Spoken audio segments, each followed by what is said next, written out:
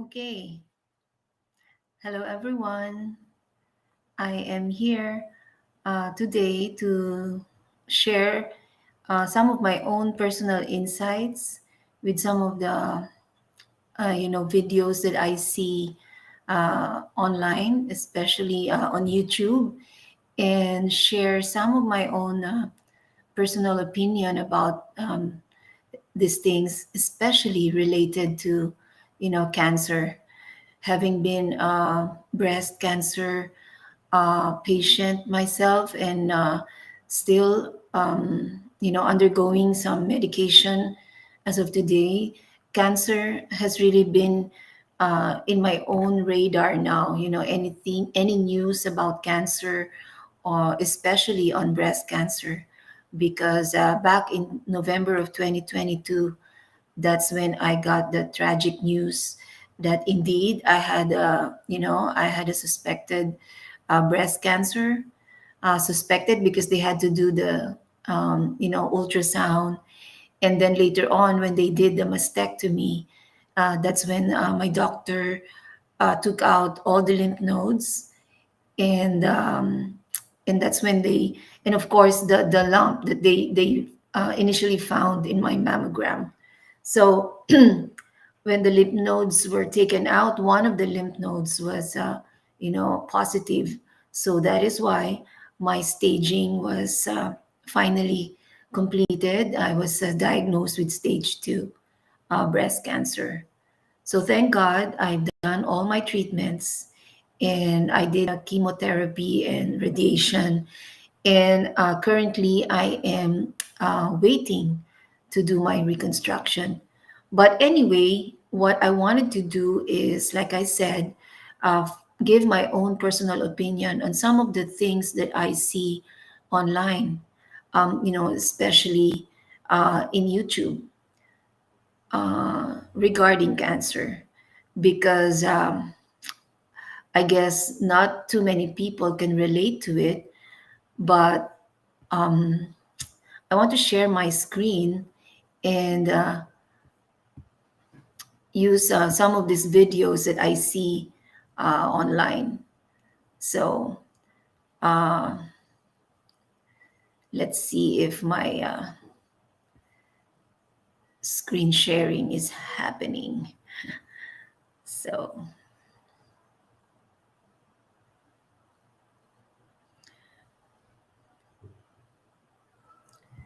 okay, share screen.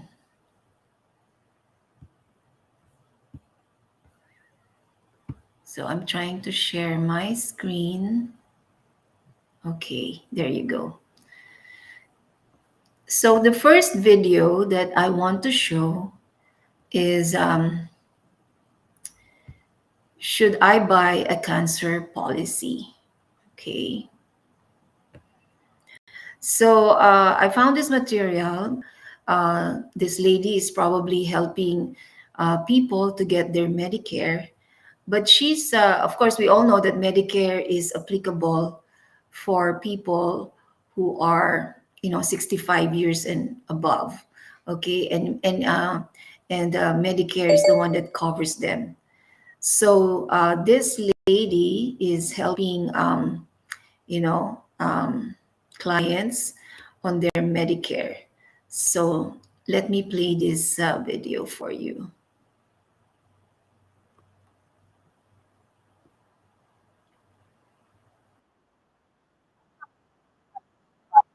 Policy. Here's why.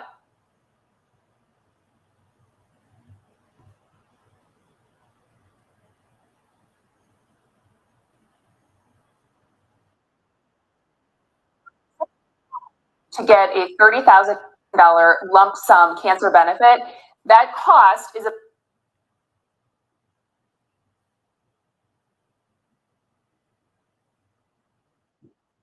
about $100 a month. So $100 a month to an insurance company.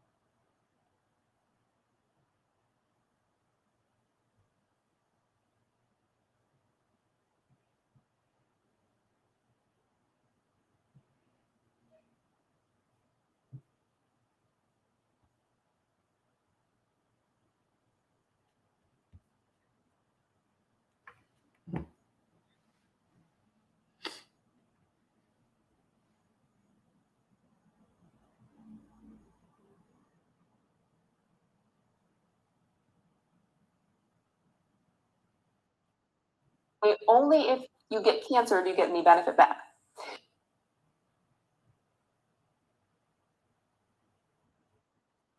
If she has a Medicare Advantage plan, and in this area, the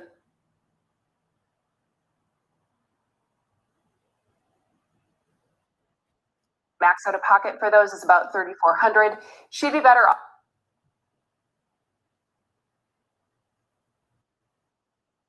putting $100 a month into a savings account that is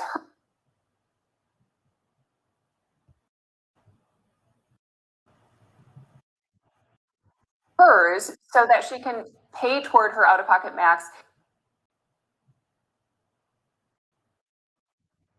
whatever diagnosis she gets. If you have a Medicare supplement, you really don't need a cancer policy because the cost of your care will be split between Medicare itself and the Medicare supplement. I know these are sold a lot. I don't sell them. I just have not found a place where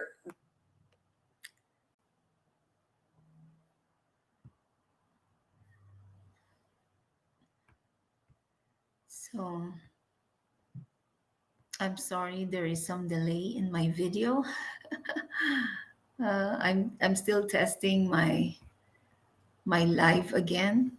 So anyway, um, yeah. So that lady, she was talking about Medicare coverage. So like I said, Medicare is for uh, clients who are 65 and above, and uh, she had a question whether Medicare, plan holders should get a cancer policy, and because if they get a cancer policy, then they will have to put in a premium, so that they can get a lump sum of about $30,000, for their cancer diagnosis.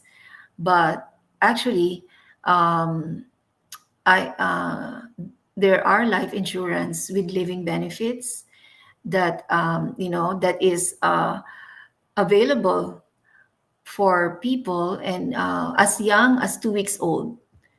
Yeah, we actually have $1 million babies, as we call them, because their parents opted to get them a coverage of 1 million. So in case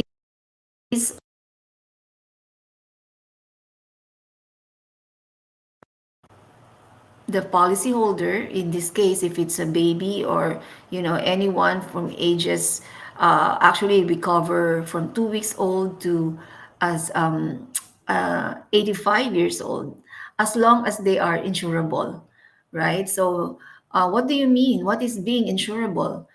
Because obviously, life insurance company will cover people who are ideally still healthy. But in some cases, there are certain medical conditions that can still, warrant a coverage of life insurance with living benefits. That is why we always encourage people to make an application, because the application is actually free. It's free to find out if the insurance company will cover you. So, so definitely, if you are not having any medical condition at all, like I was, I took my policy when I was 51 years old, and at that time, I was I was very healthy. To tell you the truth, for the past 10 years, before my application of the insurance, even when I was in the Philippines, I would get my executive checkups every year, and I will pass it with flying colors. Like every year, I pass it all. I do all the screenings in the Philippines. The only problem is I never did mammogram. Yes, I never did mammogram, but I did make my doctor. Of course, she's a woman. She would inspect my my breast, and she would always teach me to how to inspect it myself every so often. But during my executive checkups every year, she would do that for me. And of course, including pap smear, all those things. And it never warranted me to, to have an ultrasound or whatever.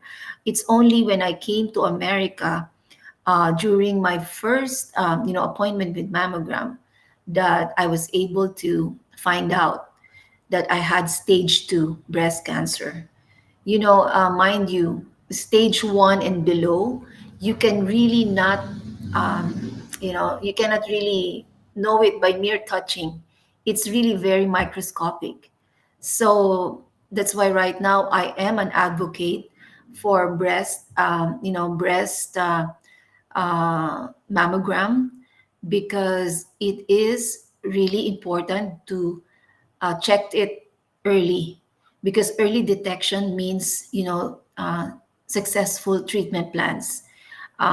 So for that lady who said that she should rather put that $100 a month on a savings account so that that will help her pay her out of pocket expenses should she be diagnosed with cancer. Well, unfortunately, that is not also wise, because like I said, if one is still insurable, why not get a life insurance with living benefits? The full living benefits means that you are covered for all these illnesses, including cancer, including all these many types of cancer. They don't discriminate. uh, yeah. But what is important, like I said, is to make an application which is free and find out if you can be covered. Okay, so I'm sorry about the delay of the video, but there is another video that I want to share. So let me see if I can do that again. So let me share.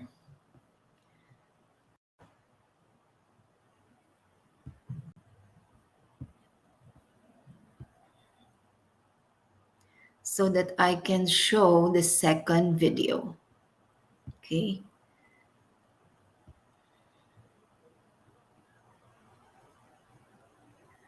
So this is the second video. Okay.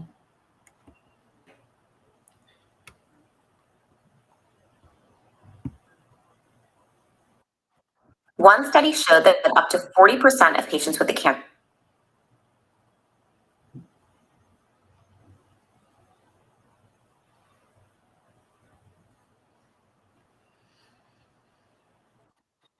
diagnosis deplete their life savings over the course of their.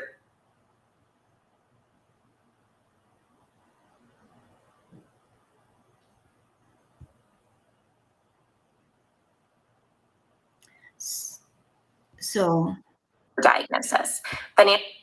so let me pause and talk about what she just said. She said that 40% of those who get diagnosed with breast cancer actually deplete their life savings when they are diagnosed with cancer. And that is quite true, because, of course, when one is diagnosed with this kind of illness, they will do everything in their power, of course, to survive. And unfortunately, they cannot work. It's so hard to go back to work when you are undergoing cancer treatments, especially, if you had to do surgery. And then in my case, and in some other cases of cancer, chemotherapy, which takes, a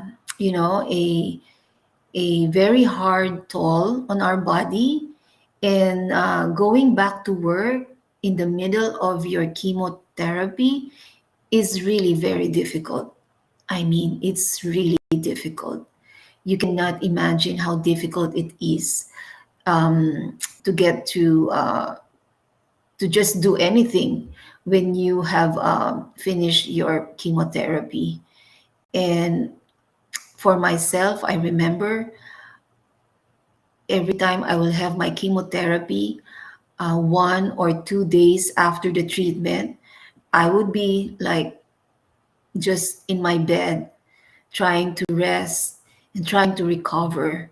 I would joke about it and tell my husband, honey, you know how it feels like to have a hangover when we were younger? Make that times 10 or times 20. So it's like a hangover that's multiplied by 10 or 20 times hard. So you can just imagine, how can someone go back to work if they are, having to go through chemotherapy. And so it is true. In our case, since I was able to use my living benefits, then even my husband, took a family leave of absence, the FMLA that he was allowed to, so he can fully take care of me. And that allowed me and my husband, to just be there for each other.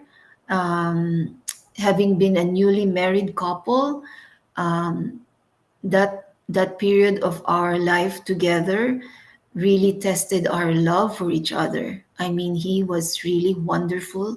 He took care of me, everything that I needed. And yeah, he was really the best person to be with me at the time. So imagine if there will be problems financially, because of course the bills will not stop even if you're going through treatments, right? So there will be your mortgages, there will be your utility bills, there will be all the other bills, and it will all pile up. I mean, imagine the horror of someone in your family so sick, and um, by herself. No one can ever even take care of her because somebody has to go to work, right? So definitely, uh, life insurance with living benefits truly makes a lot of sense. So going back to the video, let me share again. Let's see if we can continue uh, and finish that video, that short. It's actually just a short video. So this one.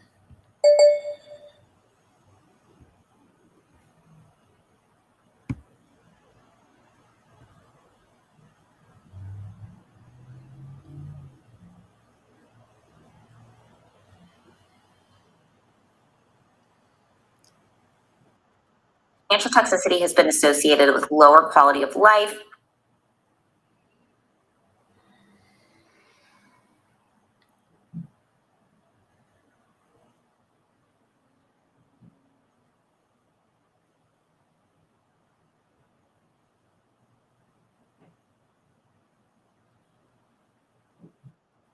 higher depression rates, higher rates of bankruptcy, which can be up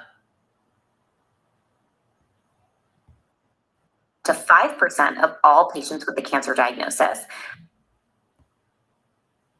So yeah, she she very quite have put that in a better context. Financial toxicity.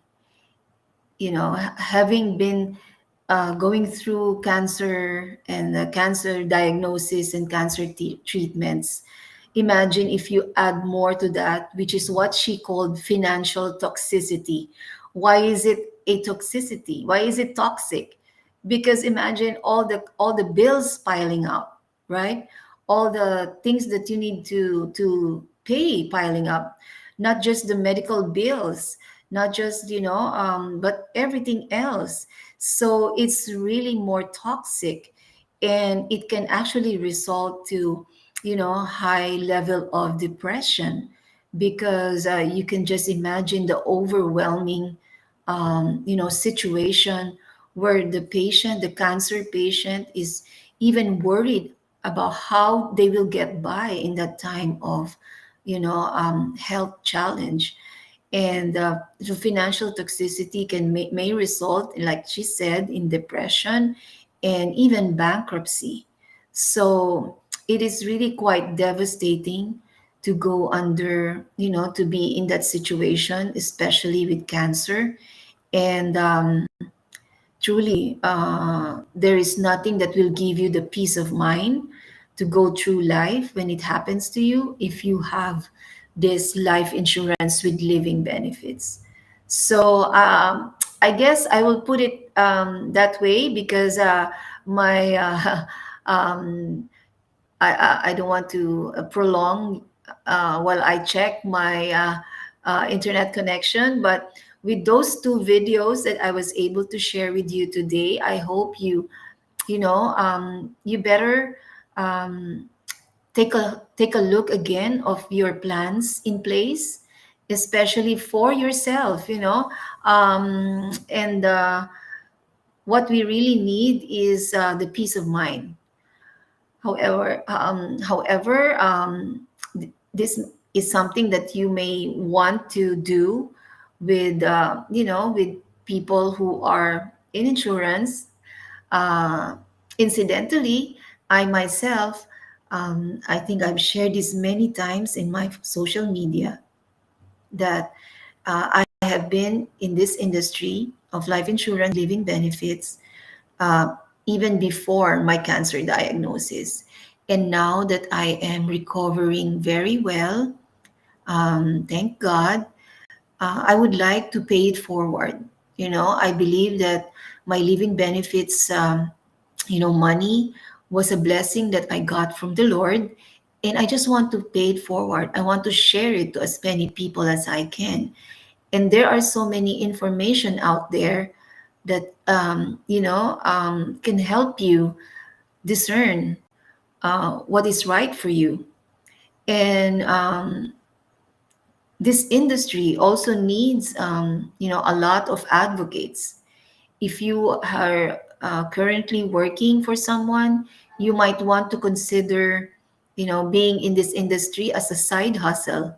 It can something that you can do part time together with whatever you're doing right now. If you have a job or if you are in business, just be in this industry and make a difference, because we need a lot of people talking about this to people, because you will always have someone that we I don't know. So even if I have this story that I need to tell, if I don't reach them, then they will not be able to know this. But if you heard this from me today, then you can tell this to them, right? So yeah, get involved, be part of this industry, take part. I have a link together with this video, and in my all my social media, you can actually set an appointment for one-on-one, and we can talk about how you can get started as a referral partner and be part of this 30 trillion industry. So